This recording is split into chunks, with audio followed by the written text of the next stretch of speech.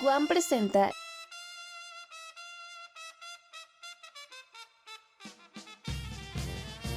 LibroFest Metropolitano 2021 virtual, del 20 de septiembre al 1 de octubre.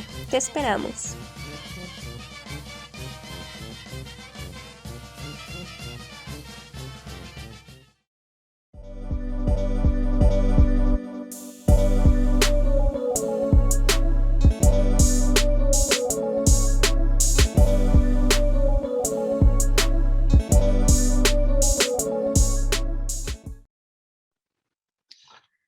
Hola, buenas tardes, buen día a todas, todos, todes.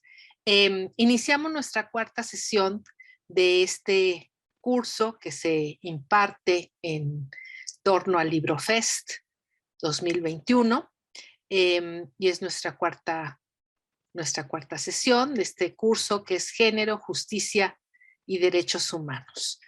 Un poco para repasar lo que hemos visto, bueno, pues la importancia de este tipo de cursos, ¿no? La importancia de la perspectiva de género como una herramienta metodológica que nos permite mirar al mundo de una manera mucho más amplia y objetiva y que nos permite justamente mirar las desigualdades que existen entre las personas en razón de su sexo y de su género.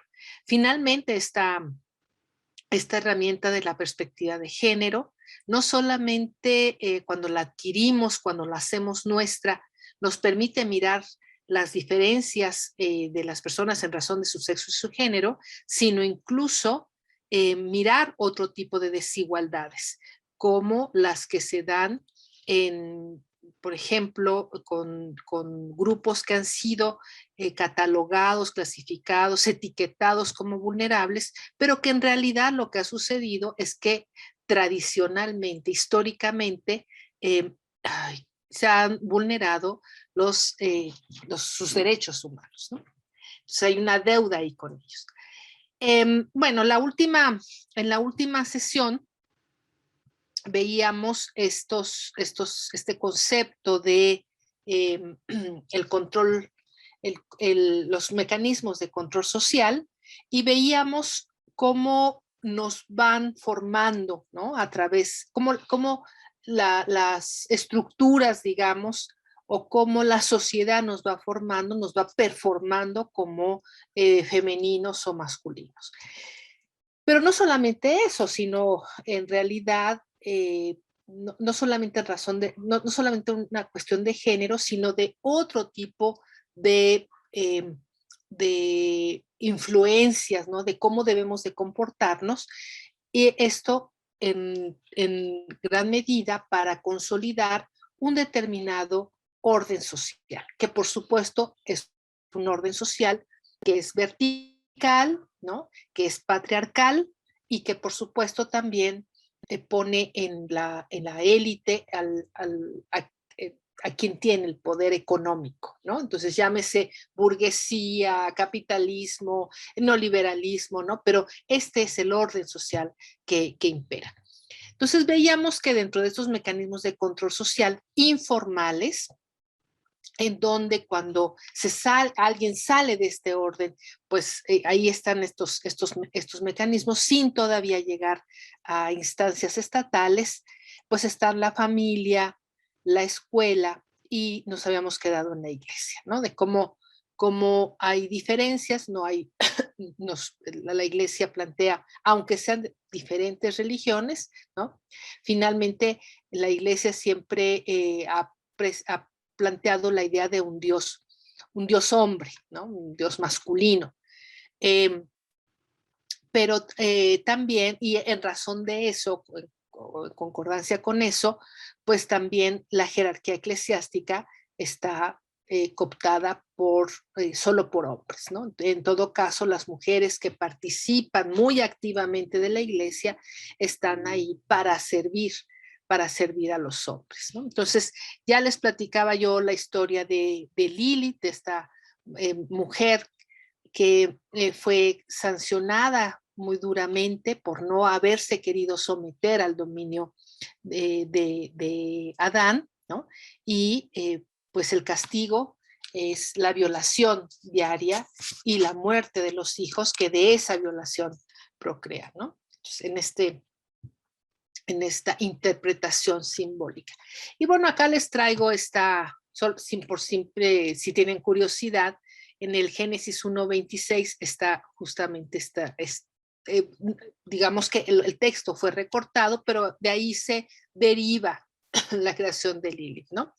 En este versículo dice, Dios dijo, hagamos al hombre a nuestra imagen y semejanza, que mande a los peces del mar y a las aves del cielo, a las bestias, a las fieras salvajes y a los reptiles que se arrastran por el suelo. Y creó Dios al hombre a su imagen, a imagen de Dios lo creó. Macho y hembra los creó, ¿no? Entonces se supone que ahí es donde crea a Lilith.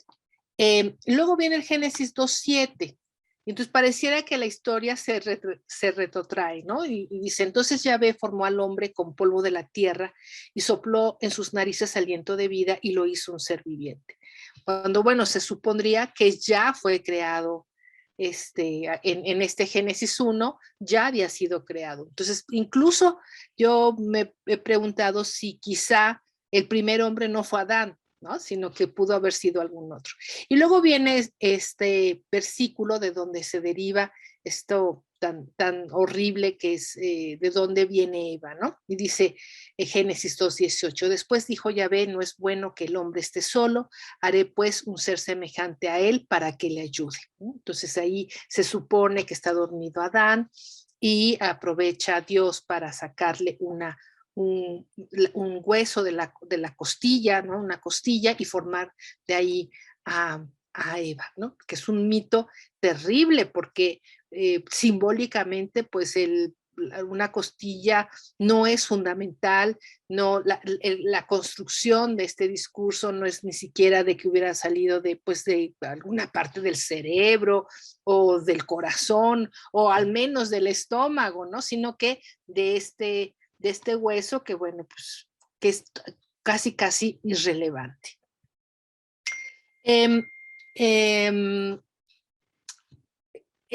yo les quiero sugerir la lectura de un libro, ¿no? Donde literariamente se explica esta historia de Lilith, que es el libro, se llama Caín, ¿no? De José Saramago, que es un premio Nobel.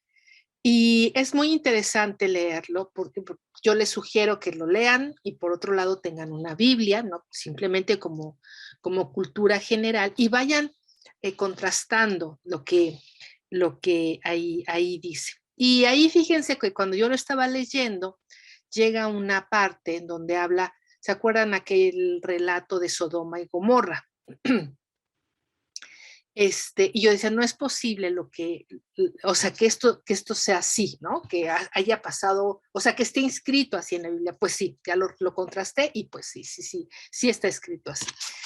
Y entonces se acordarán que en ese pasaje de Sodoma y Gomorra, Dios está muy enojado porque en Sodoma, pues todos los hombres son homosexuales, ¿no? Y entonces decide exterminarlos. Pensemos que la construcción de ese Dios es un Dios homofóbico, misógino, diría yo, ¿no? En donde pues se quiere exterminar, ¿no? Está muy enojado Dios por esta condición de los hombres. Y entonces decide exterminarlo y un personaje bíblico dice, no, por favor, no extermines, o sea, ¿cómo vas a exterminar el pueblo entero si ahí hay mujeres, hay niñas, hay niños que no tienen ninguna culpa, ¿no? O sea, mínimo sálvalos a ellos, dijo, no, hay que acabar de raíz. Y entonces le dijo, bueno, está bien, si me das el nombre de 10 hombres justos, los perdono. Y si no mal recuerdo, fue Isaac, ¿no? O Abraham, alguno de estos, creo que Abraham, y le dijo, no, pues no pudo nombrar, ¿no? Ningún hombre justo. bueno, dame el nombre de cinco hombres justos. No, pues no.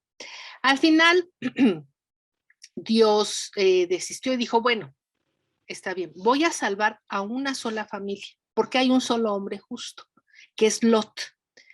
Entonces Dios mandó a sus emisores, ¿no? A sus ángeles para que hablaran con Lot, ¿no? Y lo pusieran tanto.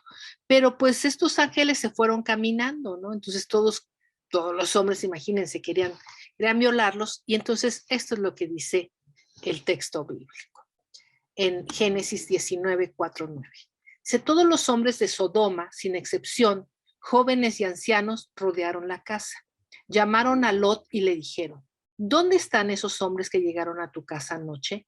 Échalos para afuera, para que abusemos de ellos. Lot salió de la casa, cerrando la puerta detrás de sí, y les dijo, les ruego, hermanos míos, que no cometan tal maldad. Oigan, tengo aquí 2 hijas que todavía son vírgenes. Se las voy a traer para que ustedes hagan con ellas lo que quieran, ¿no? Entonces, bueno, algo que no comenté de la obra de Saramago es como él literariamente resuelve una incógnita, ¿no? En este mito cristiano. Si Adán y Eva son los padres de la población, digamos, ¿cómo fue? O sea, ¿cómo es que se pudo reproducir si, si, eh, eh, si solamente Adán y Eva habían tenido 2 hijos varones, ¿no? Y entonces Saramago resuelve esta incógnita con que Caín pues se encontró a Lilith, ¿no? Y entonces algunos somos hijos de Lilith y otros somos hijos de Eva. Pero, y entonces, bueno, Saramago hace una crítica muy fuerte a ese Dios que casi es pura maldad, ¿no? Y justamente cuestiona esta situación, o sea, y claro, mirado desde una perspectiva de género, eh, uno se plantea si este era el hombre justo, ¿no? A los ojos de Dios. Imagínense, un hombre que estaba dispuesto a, eh, a dar a sus hijas con tal, o sea, para que abusaran de ellas, ¿no? Y ese era el hombre justo.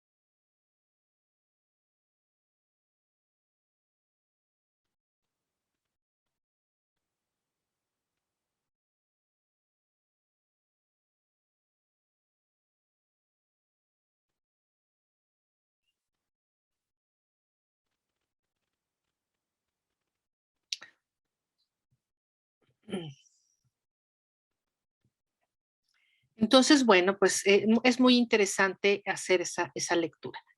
Eh, Luego recordarán que que el texto bíblico pues está dividido en 2 libros, ¿no? Y entonces luego viene lo que se conoce como el Nuevo Testamento, que es la vida de Jesús, digamos, y otras historias posteriores a la venida de Jesús. Y acá, si estuviéramos en presencial, yo les diría, les formularía la pregunta de que quién conoce esta obra, y claro, ustedes me van a decir que Leonardo da Vinci.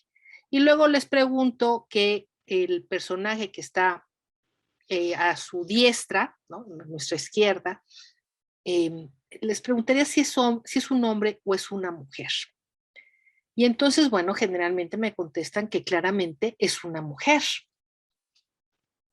Y algunos dicen, es María Magdalena. Y yo les digo, la verdad es que no sé si sea María Magdalena, pero lo que sí queda muy claro es que es una mujer. Y siempre intento como leerles el pensamiento un poco, porque claro, me van a decir, pero profesora, esto es una foto. No, perdón, esto no es una foto, esto es un cuadro, es una pintura que hace Leonardo da Vinci. Claro, pero entonces hay que profundizar un poco sobre la historia de Da Vinci, ¿no? O sea, ¿quién era Da Vinci? Y claro, era un científico finalmente. Pensemos en la pintura esta del Vitruvio, en donde pues queda muy claro su enorme conocimiento en materia de anatomía. Y así como eso, en muchos, en lo que él hacía, o sea, era un científico. Y hay que recordar que Da Vinci, en un momento determinado, fue el artista del Vaticano, es decir, que tenía acceso a, pues a todos a los archivos del Vaticano. Entonces, es muy probable de que efectivamente, como ahora la teología feminista lo ha evidenciado, por supuesto, María Magdalena no era la mujer que nos habían querido vender, ¿no? Que nos construyeron durante siglos, durante 20 siglos, en el sentido de que era una prostituta. Muy probablemente era una muy prostituta al estilo eh, que está descrito en el diccionario de la Real Academia Española. Es decir, era una mujer que caminaba por el espacio público, ¿no? Hay quienes dicen que incluso tenía dinero, que era una mujer muy inteligente. Es decir, ¿qué tanto efectivamente era una prostituta y no más bien una mujer empoderada? Eh, la presencia de una mujer en la religión, pues es muy importante reivindicarla, porque claro, ahora, insisto, la teología feminista ha planteado y ha, pues, reconstruido de alguna manera esta historia bíblica. Yo siempre digo, y les puede parecer un absurdo, pero bueno, yo estoy convencida de eso, que no tengo duda de que Jesús de Nazaret fue el primer feminista. ¿No?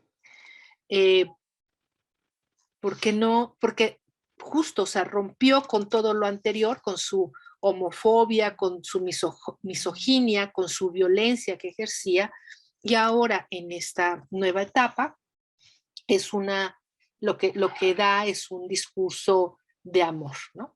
Esto, yo no sé, ¿no? Si sea Dios o no, no lo sé. Lo que sí es que históricamente es muy importante, ¿no? Es un líder muy importante. Y el discurso de amor decía, ama a tu prójimo como a ti mismo. No era excluyente, no decía, oye, pero a los homosexuales no, pero a los negros no, pero a los indígenas no, pero a las mujeres no, ¿no? Sino fue un discurso muy incluyente. Pero bueno, nos vamos dando cuenta, todo esto es para explicar cómo la iglesia eh, es un mecanismo de control social muy fuerte, ¿no? Y cómo trata de manera diferente a hombres y mujeres. Sin duda, en tema de derechos, la iglesia, en derechos de las mujeres, la iglesia ha tenido un papel muy relevante. ¿No? Pensemos que solamente en 4 entidades federativas de nuestro país está legalizada la interrupción del embarazo. Eh, y si uno se cuestiona por qué no está legalizado en todo el país, nos damos cuenta que los argumentos son de carácter religioso, ¿no? Porque la iglesia definitivamente ha expropiado el cuerpo de las mujeres.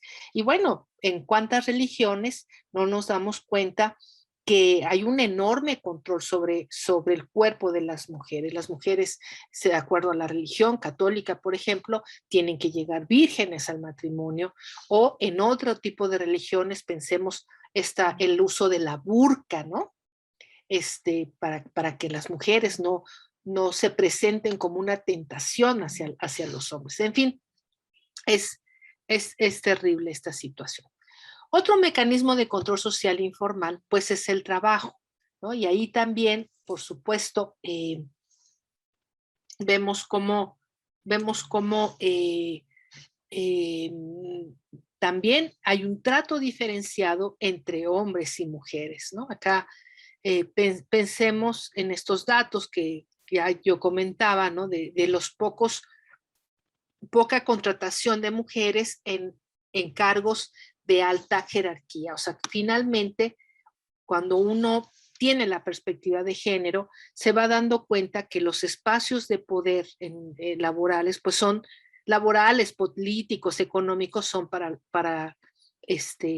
los hombres, ¿no? Y todavía las mujeres nos enfrentamos a la doble o triple jornada, ¿no? Porque además de que salimos a trabajar fuera de casa para tener un trabajo remunerado, llegamos y hacemos trabajo en la casa, ¿no? Entonces, ahí está esta realidad y este trato diferenciado. Los medios de comunicación también son un mecanismo de control social y yo creo que cada vez con mucha más influencia en los seres humanos, ¿no? En el curso de Poder y Género que imparto justo el día de hoy hablábamos de eso, ¿no? Cómo las personas, los seres humanos, pero yo creo que muchas veces los jóvenes son los que están más vulnerables frente a esto, la necesidad de pertenencia, ¿no? Entonces pensemos ahora en los influencers, ¿no? De cómo que además es terrible porque muchos influencers pues son malas influencias, diría yo, ¿no? Pues pensemos acá en México, ¿cuántos están en prisión ahorita? Por lo que dicen, por lo que hacen, ¿no? Porque ejercen violencia no solamente a través de los gadgets, sino en el cotidiano. Pero son eh, los que influyen en la juventud, ¿no? Pensemos así de manera general en los medios de comunicación, en donde el trato también es diferenciado para hombres y mujeres. Y muchas veces, incluso a través de los medios de comunicación, nos hacen pensar que la violencia es una cuestión romántica y que está relacionada con el amor, ¿no? Por supuesto, a través de los medios de comunicación nos hacen pensar que todo lo que tiene que ver con electrodomésticos y cocina le corresponden a las mujeres, ¿no? Mientras que los autos, pues le corresponden a los hombres, o el fútbol o los deportes le corresponden a las mujeres, a los hombres. Por supuesto, también ahí vemos muy claramente cómo se ha expropiado otra vez el cuerpo de las mujeres, ¿no? En donde pues está para el deleite de los ojos de los hombres. Vamos a ver, bueno, no vamos a ver este video porque luego me lo cortan bueno, a ver, vamos a ver. Pero espérenme porque creo que no, puede ser que no se escuche. Y ahí va, vamos a ver.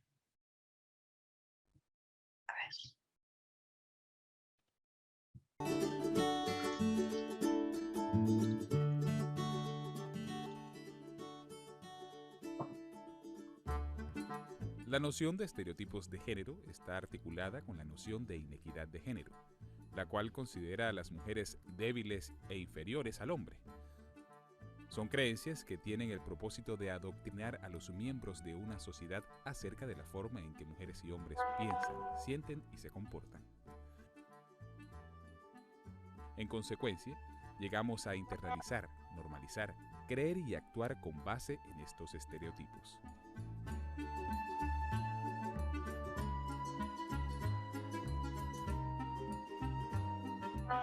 En las prácticas cotidianas se espera que los hombres sean lógicos, independientes, valientes, cualidades que les son inculcadas desde la infancia, mientras que las mujeres se consideran ilógicas, pasivas, temerosas, afectivas y preocupadas por los asuntos domésticos. Tradicionalmente, el lugar natural de las mujeres es el hogar, y allí deben permanecer para cuidar de los hijos y la casa. En consecuencia, las mujeres ven reducidas sus oportunidades laborales, con respecto a los hombres, y si acceden al mercado laboral, lo harán con responsabilidades, salarios y cargos menores. Se espera que las mujeres tengan trabajos como maestras, enfermeras, secretarias y bibliotecarias, ocupaciones alejadas de las ciencias y las ingenierías, que se consideran disciplinas superiores y exclusivas para los hombres. Expresiones cotidianas como confío más en un hombre doctor o mecánico refuerzan este supuesto. En cuanto a su apariencia física, se espera que las mujeres sean más bajas, delicadas, pequeñas y estilizadas que los hombres.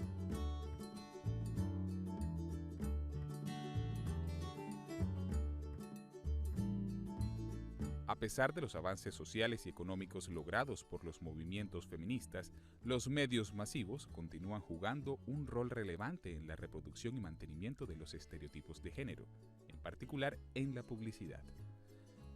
En numerosas ocasiones, las mujeres son representadas en el ámbito de lo doméstico y lo privado, muchas veces como seres emocionales y físicamente vulnerables.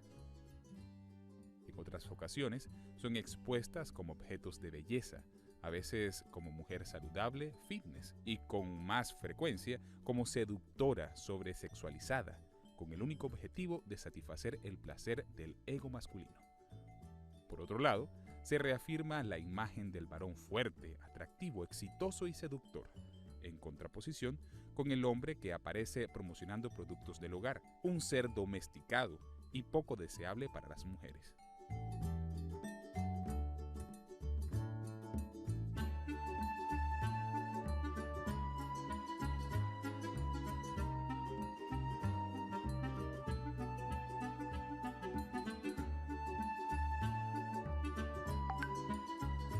Las consecuencias se relacionan con la creencia de que los roles de género son naturales e inalterables, perpetuando una función de la mujer de subordinación e inferioridad, asociada a la emotividad y al cuidado de los otros. Algunas de las consecuencias se relacionan con los ideales del cuerpo femenino, los cuales generan en niñas y adolescentes el sentirse insuficientes de acuerdo con los estándares dominantes de belleza. En respuesta, las mujeres experimentan falta de autoconfianza y autoestima, desórdenes alimenticios y depresión. Los estereotipos de género son peligrosos porque ellos pueden generar relaciones inequitativas y tratamientos injustos en contra de aquellos que deciden cuestionar la naturalidad de la relación de género. Los estereotipos de género son igualmente perjudiciales para los hombres, a los que se les niega la capacidad de ser abiertos y vulnerables en las relaciones interpersonales. Los hombres aprenden a ver masculinidad y feminidad como opuestos. Esta dicotomía les enseña a los hombres que si ellos asumen características femeninas, perderán su masculinidad. Se promueve una conducta violenta entre los hombres y de parte de los hombres hacia las mujeres. Como resultado, se establece como normalidad la violencia hacia las mujeres.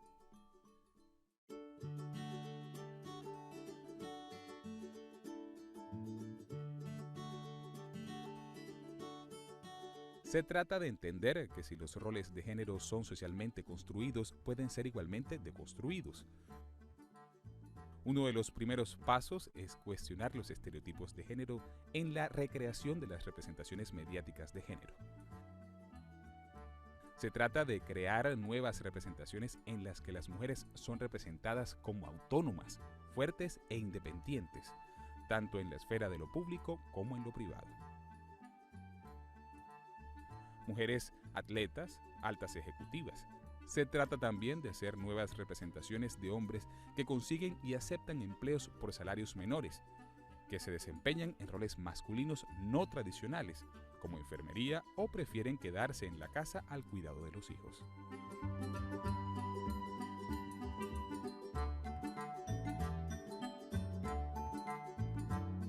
Debemos señalar los roles de género cuando los identifiquemos, ya que al guardar silencio solamente estamos permitiendo que continúen presentes y reproduciéndose en la vida cotidiana. Cada uno de nosotros puede hacer la diferencia. Empieza contigo misma. No tienes que encajar en los modelos dominantes de mujer ideal. Explora tu propia identidad. Enseñemos a los niños y niñas que ellos también pueden hacer la diferencia.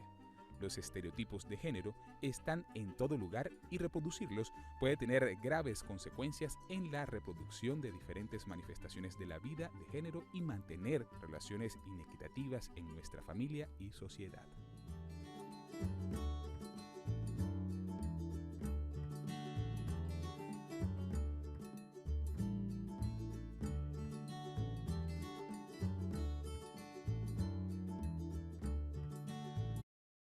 Ok, bueno, así pues,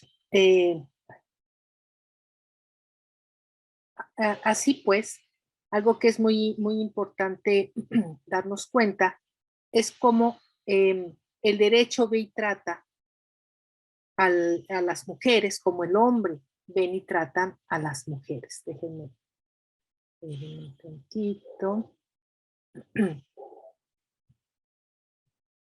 ¿No? Entonces, pues imagínense, si ya vimos cómo el derecho también reproduce y por supuesto forma parte de la estructura que reproduce estas desigualdades en contra de las mujeres, como Catherine McKinnon nos lo ha hecho saber, ¿no? Y ahí pues la ley ha sancionado la inferioridad jurídica y política femenina, restringiéndolas al ámbito de la familia y convirtiendo a los hombres en sus jefes, con poder casi completo sobre las mujeres. Por eso es que es tan importante dentro de la perspectiva de género, eh, plantearnos la falsa neutralidad de la norma, porque en realidad no ha sido, históricamente hablando, no ha sido neutral las legislaciones, ¿no? Sino que siempre ha favorecido a unos sobre otros y otras.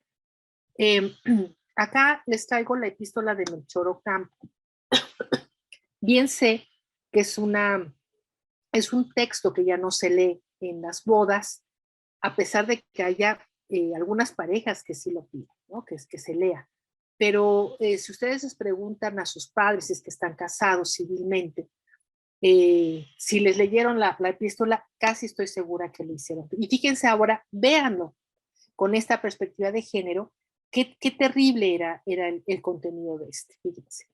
El hombre cuyas dotes sexuales son principalmente el valor y la fuerza, debe dar y dará a la mujer protección, alimento y dirección, tratándola siempre como a la parte más delicada, sensible y fina de sí misma, y con la magnanimidad y benevolencia generosa que el fuerte debe al débil, esencialmente cuando este débil se entrega a él y cuando por la sociedad se le ha confiado.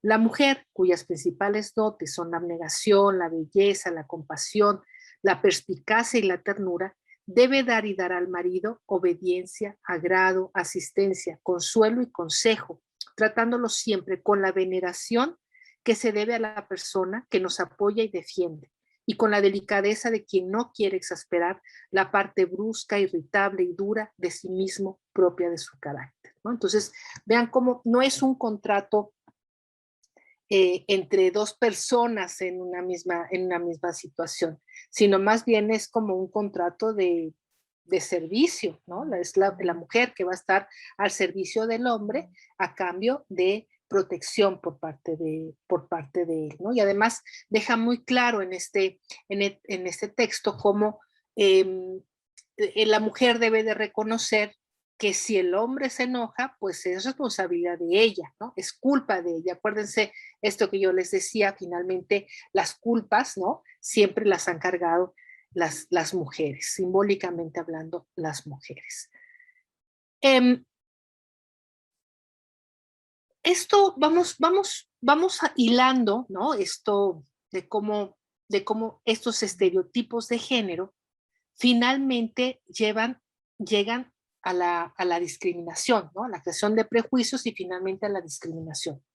Y recordarán, ¿no? Lo que decía el mandato de la sentencia de Campo Algodonero, de cómo era necesario que las y los servidores públicos tuvieran esa sensibilidad para identificar cómo los prejuicios que tenían clavados en la mente, ¿no?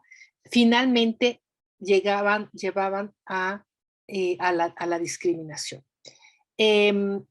Acá yo si estuviéramos en presencial, les preguntaría cómo inciden, ¿no?, estos estereotipos dentro de las instituciones de procuración de justicia. Y vamos a ver algunos ejemplos. Quizás algunos de ustedes recuerden la muerte violenta, ¿no?, que se dio hace algunos años en Ciudad Universitaria, el caso de Lesbi, ¿no? Es una chica que aparentemente, en primer lugar, fue lo que dijo la Procuraduría, se había suicidado con el cable de un teléfono a las 5 de la mañana en Ciudad Universitaria. Sin embargo, bueno, inmediatamente durante el transcurso de la mañana, la Procuraduría emitió una serie de tweets en donde decía cosas como: el día de los hechos, la pareja se reunió con varios amigos en Ciudad Universitaria, donde estuvieron alcoholizándose y drogándose, ¿no? Entonces, vean cómo van mandando información para ir creando un determinado estereotipo.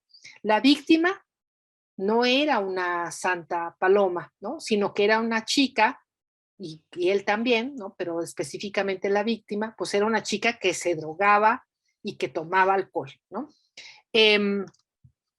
Después dice: su madre y novio aseguran que ella ya no estudia desde 2014 y dejó sus clases en CCH Sur, donde debía materias, ¿no? Entonces, a ver, no hagan escándalo, ¿no?, porque no es una estudiante universitaria.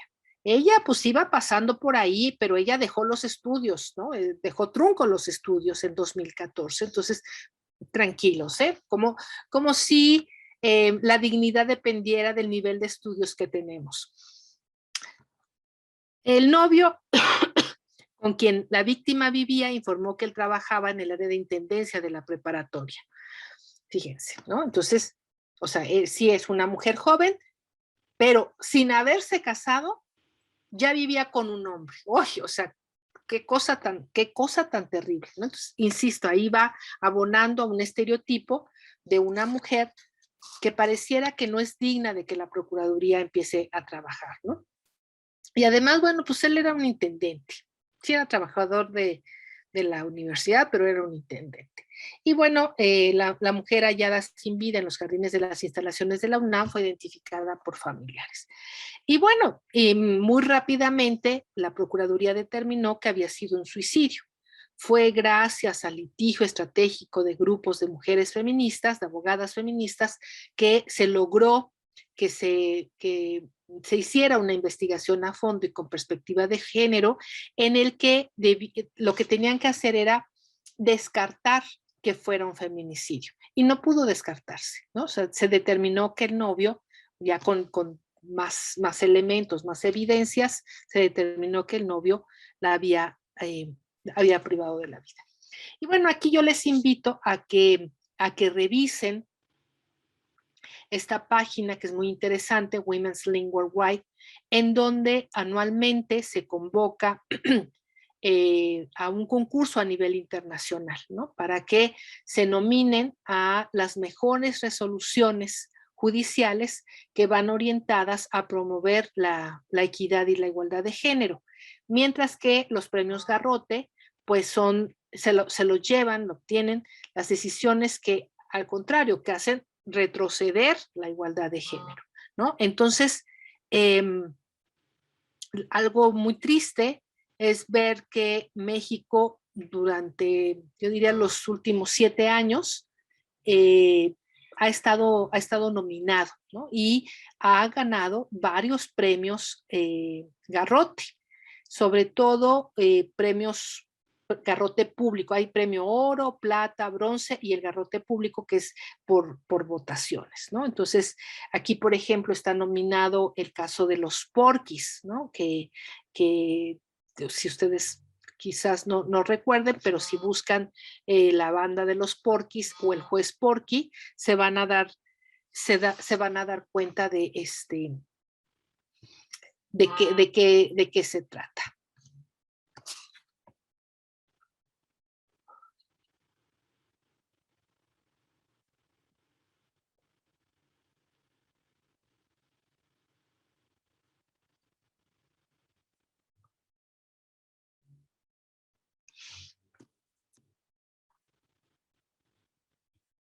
Bueno, entonces la sugerencia es que lo busquen, que vean los casos para que se den más ideas.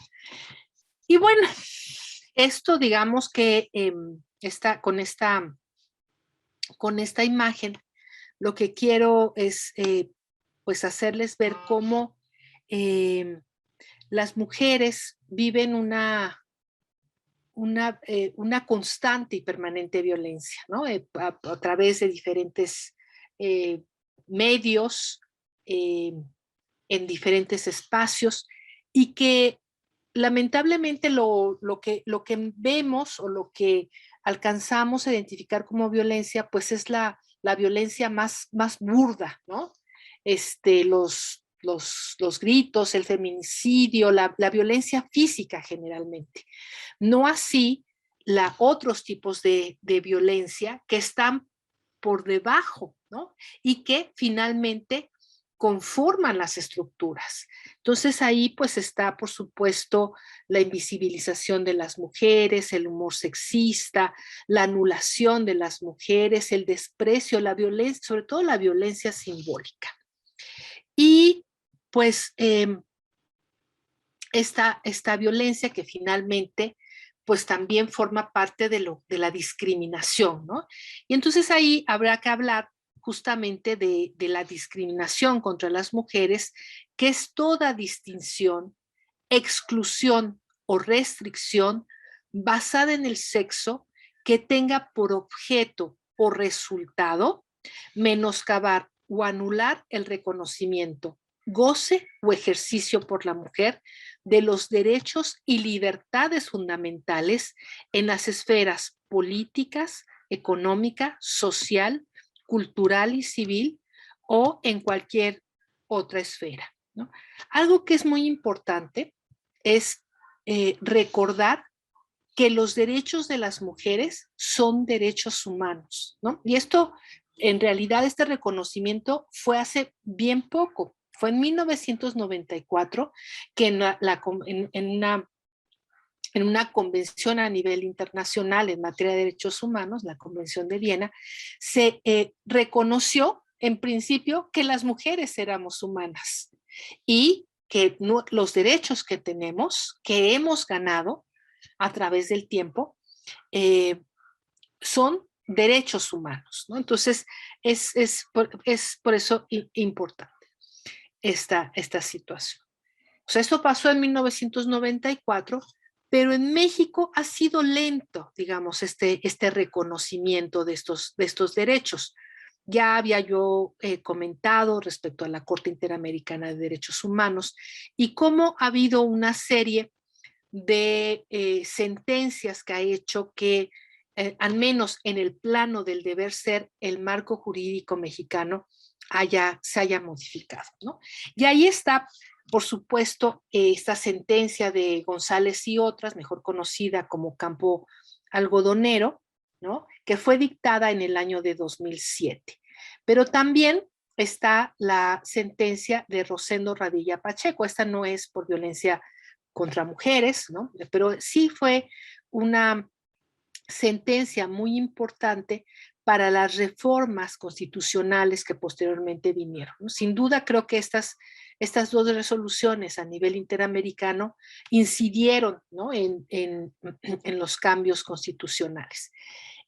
Tristemente, debo de decir que México es uno de los países que más sentencias ha recibido por violentar los derechos de las mujeres. El Estado mexicano no ha sido capaz de garantizarnos a las mujeres el derecho a una vida libre de violencia.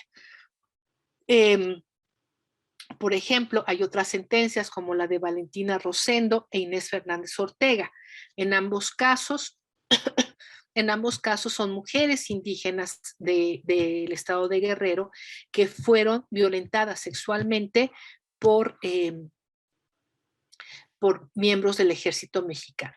En estas dos sentencias que yo les invito que lean, que revisen, muy interesante porque, por ejemplo, en cuanto a la reparación del daño, pensamos, por ejemplo, de pronto cuando hablamos de víctimas, pensamos que solamente es víctima el sujeto pasivo de la conducta delictiva.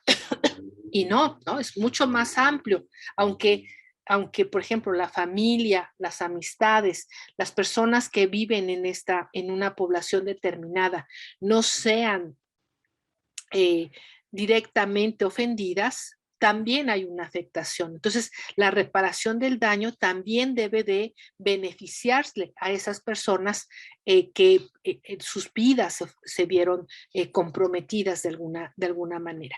Y bueno, en 2018 también se dictó la sentencia por parte de la Corte Interamericana, que es mujeres víctimas de tortura sexual en Atenco contra el Estado mexicano, ¿no? Este caso terrible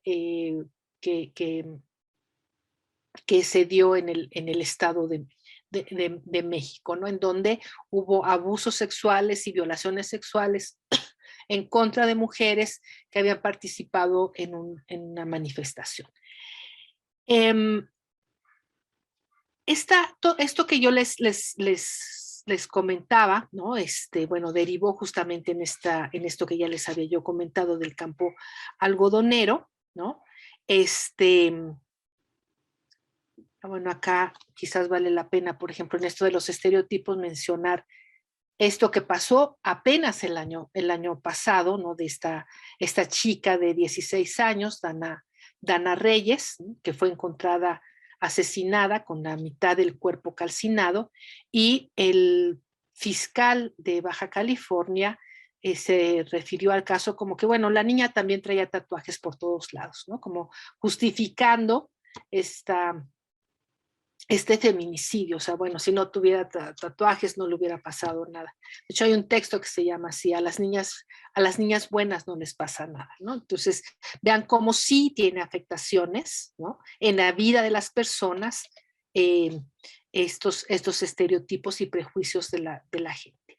Y bueno, hablemos entonces de derechos humanos. O sea, ya les hacía yo mención de estas dos sentencias de la Corte Interamericana, que fueron muy importantes, y por supuesto también la firma de tratados internacionales como la CEDAW, ¿no? La Convención para la Eliminación de todas las formas de discriminación en contra de las mujeres, y también a nivel interamericano la Convención de Belém do Pará, que intenta erradicar todo tipo de violencia en contra de las mujeres, ¿no?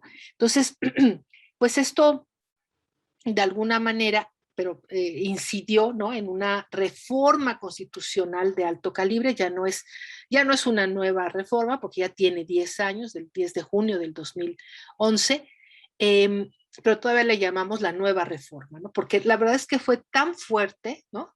Que todavía consideramos nueva. Todavía, de hecho, hay juzgadores que no terminan de entender en qué consiste la reforma, y eso es muy, muy grave. Y entonces, bueno, pues aquí lo que plantea es justamente cómo ahora los tratados internacionales forman parte del marco jurídico mexicano. Previo a esta reforma había varias interpretaciones en el sentido de si había que aplicarse o no. Y fíjense, a pesar de que existía desde 1917 el artículo 133 constitucional, en donde se reconocían estos tratados internacionales que eran ratificados por el Senado como parte del marco jurídico nacional. Y sin embargo, pues había una enorme resistencia por aplicarlos, ¿no? Entonces, hoy por hoy tienen que aplicarse, y la interpretación que hagan las autoridades tienen que ser conforme a estos tratados internacionales. A ver, quiero quizás pasar a este cuadrito, ¿no? Para que queda como de manera más sistematizada esto que plantea el artículo primero constitucional. Y entonces, bueno, ahí está la cláusula de interpretación conforme, y esa interpretación conforme, insisto, obliga a interpretar conforme a los estándares más altos de derechos humanos. En este artículo también se le atribuye al Estado mexicano las obligaciones de promover, respetar, proteger y garantizar los derechos humanos, ¿no? Entonces, pensemos, por ejemplo, en nuestro contexto universitario, que pues la universidad, a pesar de su autonomía y lo que quieran, pues forma parte también del Estado mexicano, es una institución del Estado mexicano y también tiene la obligación de promover, respetar, proteger y garantizar los derechos humanos, ¿no? Y esto, aunque ha costado mucho trabajo entenderlo, bueno, pues ahora, sobre todo, yo diría, en los últimos 3 años, eh, se ha ido entendiendo más. Bueno, tan es así que se creó una defensoría de los derechos universitarios, ¿no? Justamente para vigilar al interior de nuestra institución que los derechos universitarios, que finalmente son derechos humanos también, pues sean garantizados. También esto de la interpretación de los derechos humanos debe atender a los principios de universalidad, interdependencia, indivisibilidad y progresividad, ¿no? Entonces, todas las personas son sujetos de estos derechos humanos y son irrenunciables.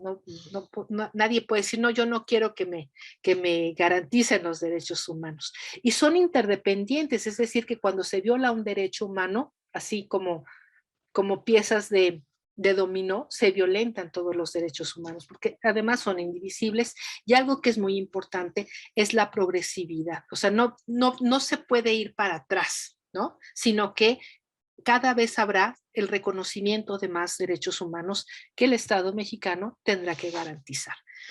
Entonces, esta reforma constitucional en materia de derechos humanos trajo consigo esta idea del respeto, ¿no? Que tiene que respetar. ¿Qué significa que tenga que respetar? Pues que no puede haber interferencia por parte del Estado mexicano. No puede obstaculizar el ejercicio de los derechos humanos. En cuanto a garantizar, fíjense, lo que tiene que hacer pues es prevenir, investigar, sancionar e incluso yo diría, tiene que trabajar, ¿no? O sea, esta prevención y esta investigación tendrá que incidir en la erradicación de las violaciones a derechos humanos. Y por supuesto tendrá que adoptar medidas de carácter legislativo, administrativo y económico, ¿no? Entonces, esto es fundamental. Pensemos hoy en una reunión de un comité de género, alguna persona decía, es que ¿cómo es eso de transversalizar los presupuestos con perspectiva de género? No lo entiendo. Bueno, pues es que sí, o sea, para garantizar los derechos humanos de la comunidad universitaria de manera general, ¿no? Pues tiene que haber presupuestos, ¿no? Y ahí, claro, ¿por qué con perspectiva de género? Porque resulta que las mujeres, como ya lo hemos visto, hemos estado en una situación de desventaja. Algo que es muy importante, muy importante, es el principio de igualdad y no discriminación, ¿no? Entonces, recordarán que ya lo había yo comentado, que en ocasiones hay como como este problema de no poder distinguir la igualdad de la equidad. Y yo ya les decía que todos los instrumentos internacionales y nacionales que hablan de la no discriminación justamente tienden, o sea, el objetivo final es la igualdad, ¿no? A través de la equidad. Entonces, este principio de igualdad y no discriminación plantea una serie de categorías sospechosas, así se les denomina a todas estas condiciones, ¿sí? Que el legislador ha identificado como condiciones que ponen o que pueden poner en una situación de vulnerabilidad a las personas, ¿no? Entonces, queda prohibida toda discriminación motivada por origen étnico o nacional, el género, la edad, las discapacidades, la condición social, las condiciones de salud, la religión, las opiniones, las preferencias sexuales, el estado civil o cualquier otra que atente contra la dignidad humana y tenga por objeto anular o menoscabar los derechos y libertades de las personas, ¿no? Entonces, estas son conocidas como categorías sospechosas y los servidores públicos tienen la obligación de poner mayor atención cuando ven alguna categoría o una persona que tenga o que cubra una categoría de estas, ¿no? Pensemos, vayámonos otra vez al ámbito universitario.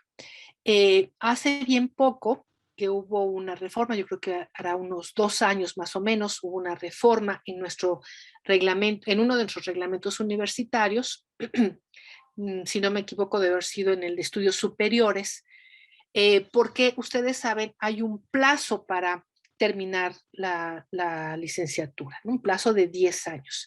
Entonces se dio el caso de un estudiante de Derecho que tenía problemas de salud visual, ¿no? Entonces eso le obligó a someterse a diversas cirugías que impedían o impidieron que pudiera terminar en ese plazo. Es decir, le quisieron aplicar el principio de igualdad a rajatabla, ¿no? O sea, te voy a aplicar la legislación universitaria como si estuvieras en las mismas condiciones que la gran mayoría de los estudiantes. Y bueno, por fortuna, ahí tuvo la asesoría de una colega, ¿no? La doctora Lilia Granillo, que está muy sensibilizada en estos temas, no es abogada, ¿no? No se requiere ser abogado, abogada para estar sensibilizado frente a la discriminación. Y entonces, bueno, le asesoró y se llevó su caso hasta colegio académico y se reformó el reglamento.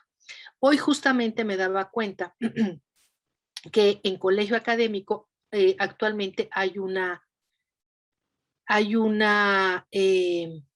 comisión que está trabajando algunas cuestiones justamente mirando, no recuerdo si en cuanto a las oportunidades de exámenes o también para los plazos, y me gustó mucho, lo leí muy rápido, por eso no recuerdo bien a bien, pero vi, por ejemplo, las estudiantes embarazadas, ¿no?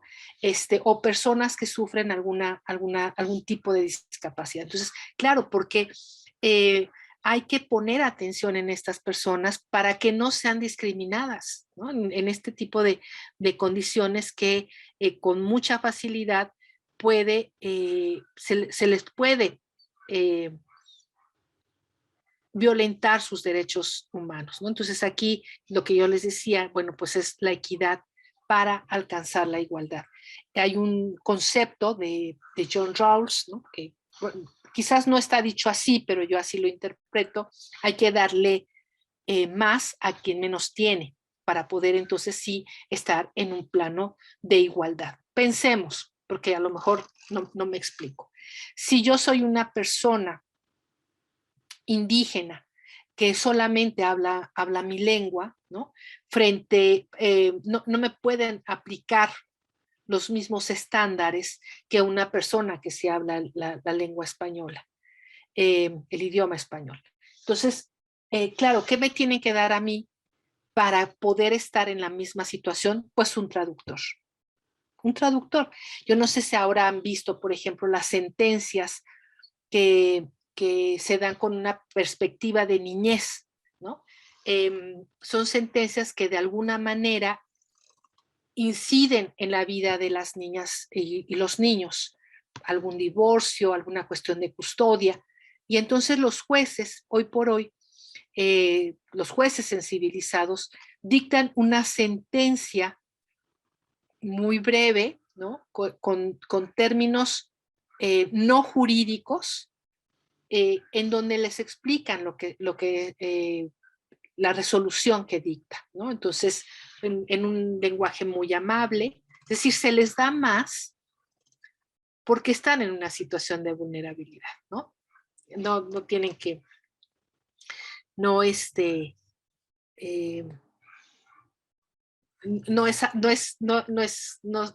la sentencia no va a ser igual que para un adulto que además pues tiene ciertos conocimientos legales, ¿no? Bueno, acá ya casi terminamos. Y bueno, se los leo para terminar esto. Manuel Góngora dice que respecto al lo que se conoce como bloque de constitucionalidad, dice, las normas constitucionales no son solo aquellas que aparecen expresamente en la Carta, sino también aquellos principios y valores que no figuran directamente en el texto constitucional, pero a los cuales la propia Constitución remite, ¿no? Como estos tratados internacionales en materia de derechos humanos, incluso la jurisprudencia que dicta la Corte Interamericana de Derechos Humanos también, ¿no? O sea, tienen que ser considerados. Los estándares son derivaciones del contenido de las normas que se refieren a ciertos atributos del ejercicio o realización del derecho y a conductas exigidas o prohibidas a los estados en el cumplimiento de sus obligaciones de respeto, protección, satisfacción y realización de derechos. Yo no sé si ustedes han escuchado de cómo ahora lo que se busca es justamente los estándares internacionales en materia de derechos humanos. Bueno, pues son estos criterios, ¿no? Y a eso se debe de aspirar.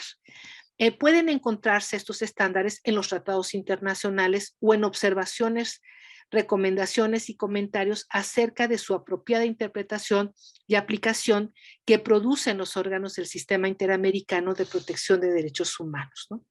Y ya solo para terminar esta sesión, esta cuarta sesión, quiero hacer mención de un estándar que es